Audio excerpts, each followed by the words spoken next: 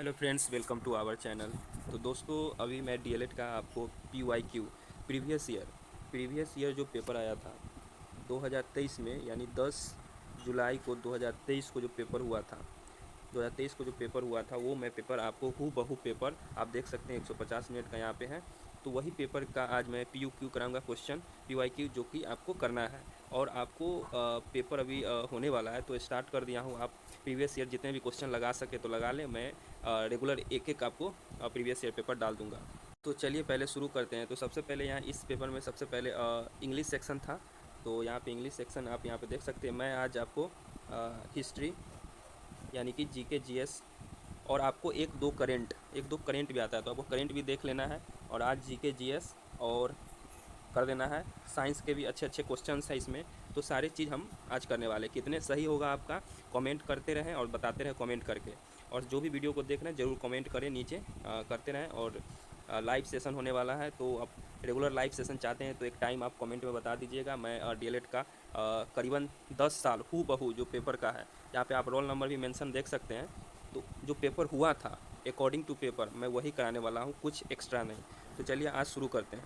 यहाँ से आपका जो साइंस सेक्शन है, यहाँ से आपका साइंस सेक्शन स्टार्ट हो चुका है। ये रहा साइंस सेक्शन। तो चलिए शुरू करते हैं।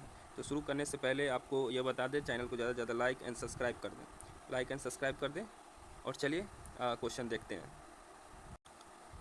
पृथ्वी के वायुमंडल में कार्बन गैस का प्रतिशत कितना होता है? तो यहाँ पे इन्होंने क्या पूछा है, CO2 का कार्बन, जो कार्बन गैस होता है यानी कार्बन डाइऑक्साइड का, उसका कितना आपका परसेंटेज है? तो यहाँ पे आप 0.0003 होता है। तो चलिए नेक्स्ट क्वेश्चन इन्होंने कहा है, इनमें से कौन सा सबसे सक्रिय धातु है? तो सबसे सक्रिय धातु कौन सा? तो यहाँ पे कॉपर होगा। तो सबसे सक्रिय धातु कौन सा है? तो वो होगा कॉपर। तो चलिए और नेक्स्ट क्वेश्चन की बात कर ले। टंगस्टन कितने डिग्री ताप पर पिघलता है? कितने डिग्री ताप को?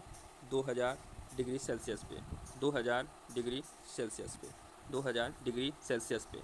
और यहाँ पे नेक्स्ट है, रिक्तिकाएँ का घिरने वाली जो झिल्लिकाएँ कहलाती है वो कहलाती है आपका सी, टोनोप्लास्ट। वो क्या कहलाती है? टोनोप्लास्ट।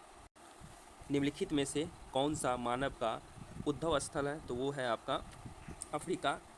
अफ्रीका, जिसका मानव का, अगर ह्यूमन्स का भी जो वर्तमान मानव है वो किससा है? तो ह्यूमोसेपियंस से। तो आगे चले नेक्स्ट क्वेश्चन।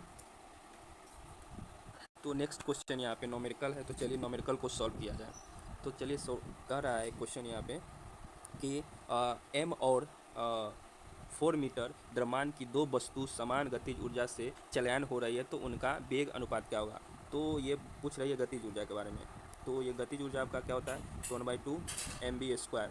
और तो मान लेते हैं mv² इक्वेशन 1 = 1/2 mv², इसको मान लेते हैं 2। तो चलिए यहाँ पे हम पुट करते हैं। पहला में दिया है 1/2 mv², तो m की जगह पे मास की जगह पे m रखें, और यहाँ पे v²। दूसरी तरफ 1/2 और यहाँ पे मास की जगह पे 4 रखें, 4 मीटर और v²। 4 से ये 2 कट गया, यहाँ पे हो जाएगा 2 mv, और ये आपका हो जाएगा 1/2 mv² इक्वल टू और 2 mv²। यहाँ पे mv² चला गया, आपका आंसर हो जाएगा सी, 1/2 रेशियो बचेगा आपका। 1/2 रेशियो बचेगा, क्योंकि ये एम बी से चला जाएगा, 1 MB इधर और ये 1/2। तो आपका क्या होगा रेशियो? 1/2। आप एक बार इसे सॉल्व कर सकते हैं। आगे नेक्स्ट क्वेश्चन। चलिए नेक्स्ट क्वेश्चन क्या है? नेक्स्ट क्वेश्चन यहाँ पे, नेक्स्ट क्वेश्चन पे आते हैं। नेक्स्ट क्वेश्चन यहाँ पे फिर नोमेरिकल है। इसे आप कर लेंगे। कैसे करना है इसे आपको? ये आपको एक बालक अपने घर से पूर्व, नॉर्थ साउथ ईस्ट वेस्ट करके आपको ये बनाना है। यहाँ से स्टार्टिंग करना है, सेंटर से, जिधर बोल रहा है उधर आपको जाना है, और अपने दिशा को बदलता है, लेता है और पुनः 100 मीटर चलता है। तो ये आपका आंसर होगा 0 मीटर पर सेकेंड, क्योंकि फिर वो रिटर्न वहीं पे आता है। आगे चले।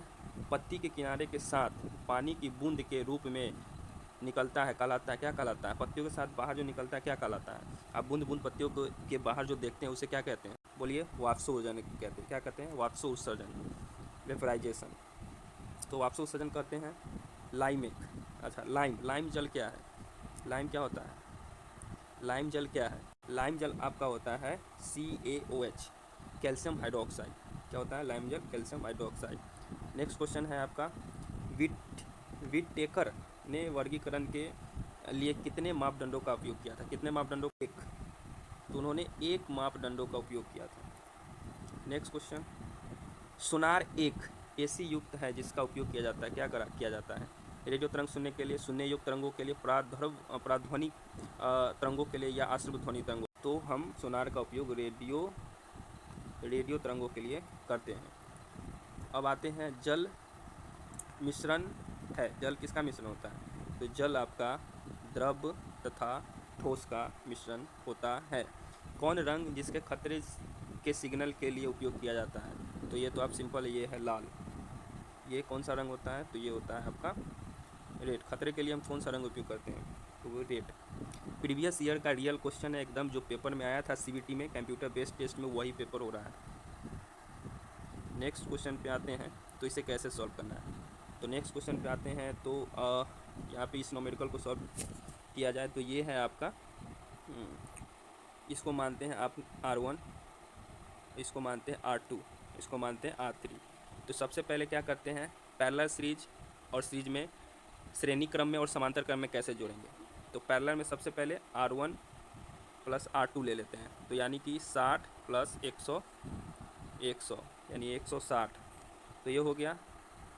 दूसरा आपका 160 आया था, और 160 अब आपको पैरेलल में जोड़ना है, आपको अब पैरेलल में।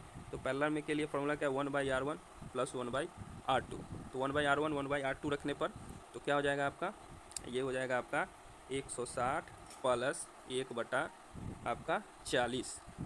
तो हो जाएगा आपका एलसीएम आपका हो जाएगा 160 प्लस 1 प्लस आप एलसीएम निकालने वाली 4 1 5, 5/160, यानी इसको ऊपर ले जाएंगे 160 डिवाइडेड बाई 5, तो ये आपका हो जाएगा 32।